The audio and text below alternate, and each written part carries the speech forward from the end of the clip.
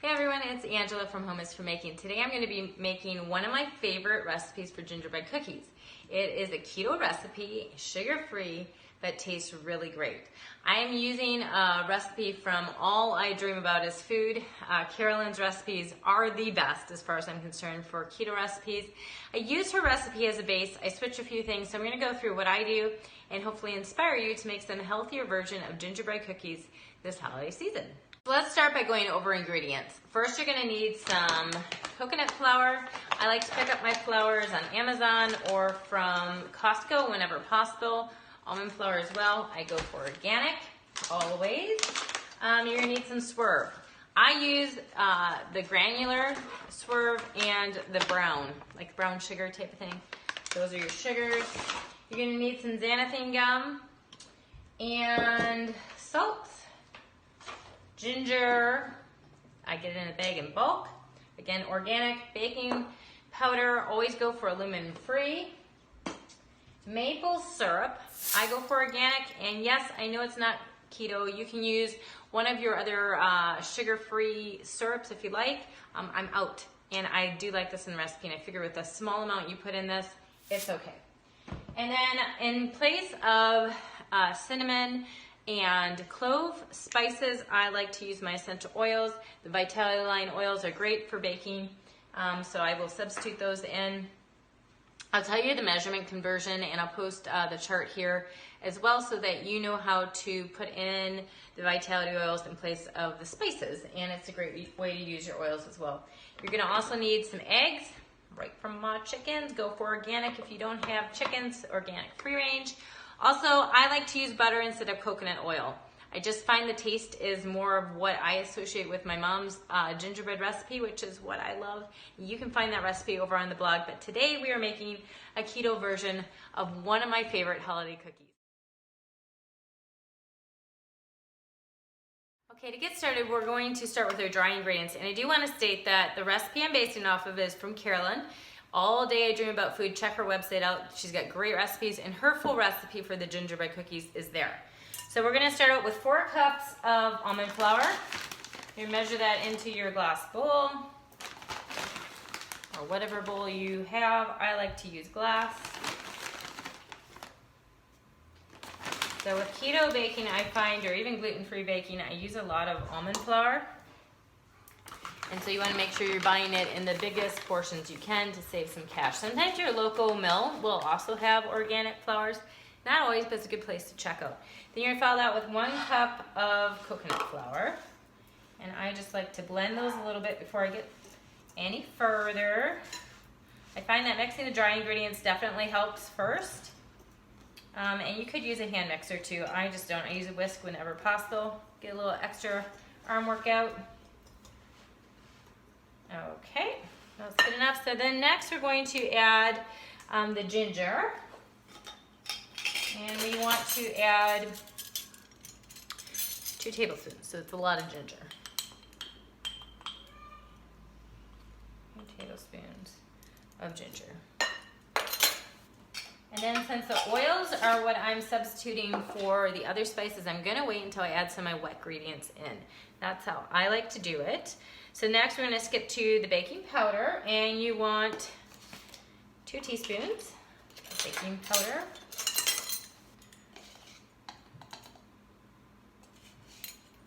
So do you have a favorite holiday cookie you like to make?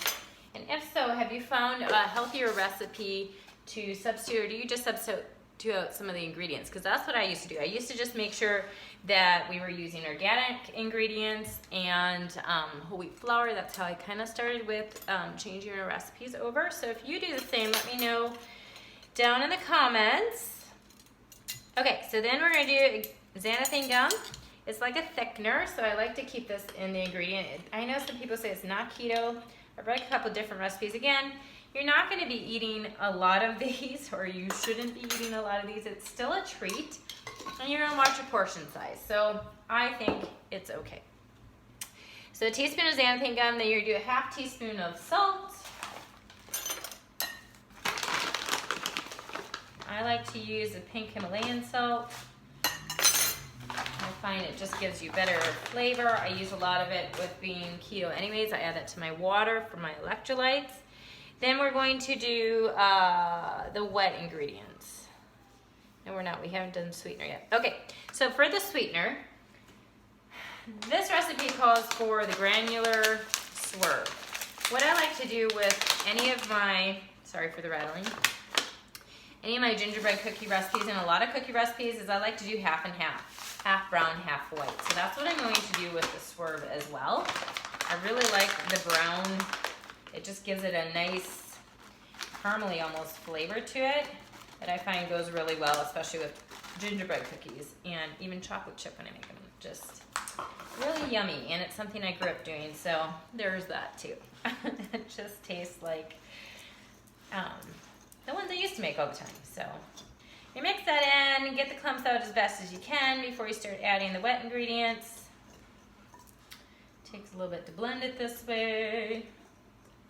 Okay, so that is good enough. Then we're going to add our 2 large eggs. Our hens have finally started laying again. They go through a period where they stop. As the days get shorter, they go through molting and lack of light. But now our big hens are finally back to laying. So that makes me happy because I can have my fresh eggs from our backyard, which is just so good. So then we're gonna add in the 4th cup of butter. And I always like to melt mine. So I've already measured it out. I've melted it down. I'm just gonna add it in. It does change the texture a bit if you're not used to it. I'm just one of those people that don't remember to put my butter out to soften it, and I don't like to wait. So I just melt it, and it works good. So there we go, add the butter. And then, like I said, you could use your other sweetener instead of maple syrup. The Yukon syrup is the one that you can use. I've used my, and you're gonna get 2 tablespoons, yeah, 2 tablespoons of your maple syrup or whatever sweetener you're using. Oops, I almost fell over. I've also just used my substitute maple syrup in this recipe before, and it worked out just fine. Like I said, I'm out, and the little bit of molasses that's in this recipe is not going to hurt too much. Again, it's a treat, don't eat too much. I find around the holidays, that's my biggest tip for staying on track, is even if you are going off your plan a little bit, as long as it's not one that you have, you know, an allergy to, you're okay to have a little bit and then get back on track. Don't throw it all in the trash over one cheat or one day of being off plan. Just get back on track, because the holidays, there are a lot of sweet treats and things you want to enjoy. And for me, that's part of the joy of the season, is all the yummy stuff we don't eat year round. So vanilla extract is the next one. I never measure vanilla extract, but you're looking for about a teaspoon. I always add on a little bit more, and I make my own vanilla extract. I highly recommend it. That recipe is also on the blog. It's so easy. I'm almost out, so I'm getting ready to do this again. It's usually around the holidays because I use more of it. Now is when we're going to add in our oils in place of cinnamon and clove. So for the drops, in the spices you would use around a tablespoon of cinnamon and, where's the clove? A half teaspoon of ground clove. So that's if you have the powder. If you're using the oils like I am, we're going to use 1 drop of clove, which is equal to a half teaspoon, which I think that's what it was. Forget already. Half teaspoon of ground clove. Yep. So 1 drop. Oh, it smells so good. It's one of those you gotta kind of convince it to come out. And then cinnamon bark essential oil.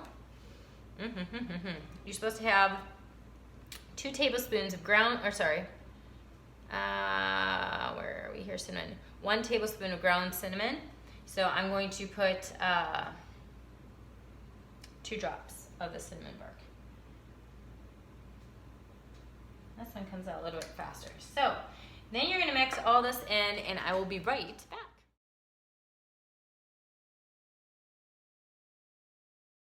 Okay, so now that you have your dough all mixed up, it's going to be a little clumpy, and sometimes it doesn't come together exactly like your other one would do. So you want to just kind of squish it together. It's gonna be a little bit on the drier side, at least I've always found it to be. You can add some more butter if you want. Sometimes I add like another tablespoon of butter, so it's totally up to you. But you're gonna squish it together until it starts to form a ball. Then you're gonna take, I like to use a splat sheet, and she recommends putting it in parchment paper. It's gonna be pretty rattly for this video, so I've decided not to. So I just kind of form it down with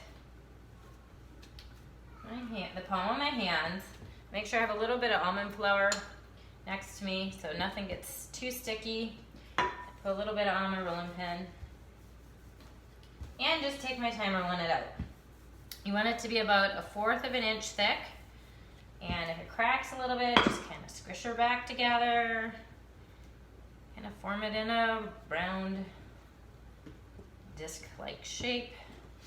And keep going. This is a great recipe to get your kids helping. You just have to understand it's going to be a little bit different.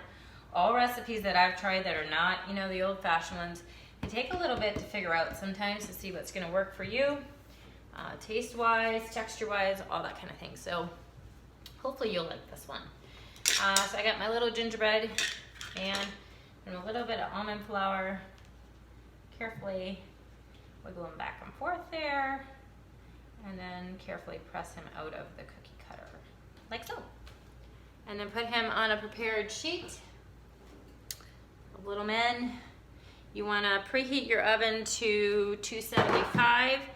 This is a longer baking time. It is for, I think, like 20 minutes. Let's see here. Yeah, you're gonna, about 20 minutes. If you want them a little bit crispier, you're gonna want them to, go in at 225 for 50 to 60 minutes. I don't ever go that long. I like soft cookies for 20 to 30 minutes is what I usually bake these for. And then you're gonna let them sit and cool on your cookie sheet before you start frosting. It'll just help them stay together more. The texture, these are definitely different. But look how cute these little guys are. So that's the keto cookie recipe. I'll add some pictures afterwards of them baked up. They smell amazing as they're baking, and hopefully you will enjoy these your holiday season.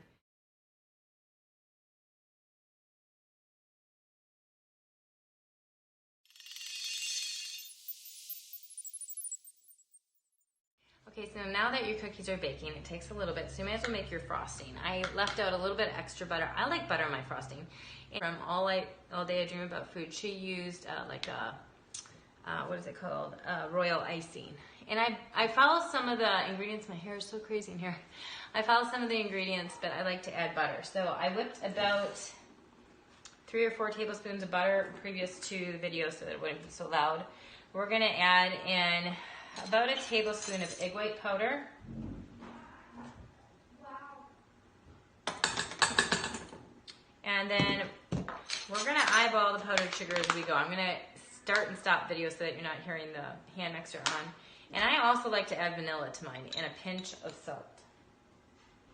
So you just want to basically get the texture to where you like it. I like mine a bit creamy, not chunky, and not too watery. So that's what we're going to go for. I'm going to start mixing this up and we'll come right back. Okay, so I want to show you what it looks like when it's done.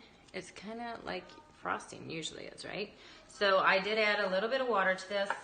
It's hard to say exactly. I want to say probably almost half of the store container, the powdered sugar one, the powdered one. I did less of the egg white protein, my homemade vanilla, and then the pink salt again. I find the salt helps take that sweetness down a bit, and then whip it real good to the consistency you like. So remember to let your cookies cool for at least 30 minutes before you start frosting. You don't want it to start melting down. You can add coloring to this. I often just leave mine white and decorate away as I normally would. Okay, so those are my more low carb than keto gingerbread cookies that I like to enjoy during the holiday season. It helps me feel like I'm not missing out on my mom's old-fashioned gingerbread, which I still love, and I make those for my family. You can find that recipe over on the blog. I'll be putting this one or my version of this keto low-carb gingerbread cookie up on the blog soon. You can use it this holiday season, as well as check out Carolyn's website for her recipe. I will post that link here as well. Her full recipe's over there, and honestly, just about anything you eat of hers is delicious, so check it out. Okay, so now it's time to frost these guys. So you can take like a little spatula that you would use for like decorating cakes or whatever, or frosting, and just spread the frosting on them. But I find this to be a lot of frosting because I find Swerve is very sweet, so I tend to like a lot less frosting on, but you know, maybe you like yours very sweet. So go ahead, frost those guys up. The other thing I like to do is get just a simple little Ziploc bag, cut a little snip in the bottom. You don't want it too big because it'll make a mess, and you also don't want to press too hard. And since this has butter in it, it will definitely melt with the heat of your hand after a while. If that happens, just pop it in the fridge for a little bit and it'll firm it up again. And then you can just simply trace out your gingerbread man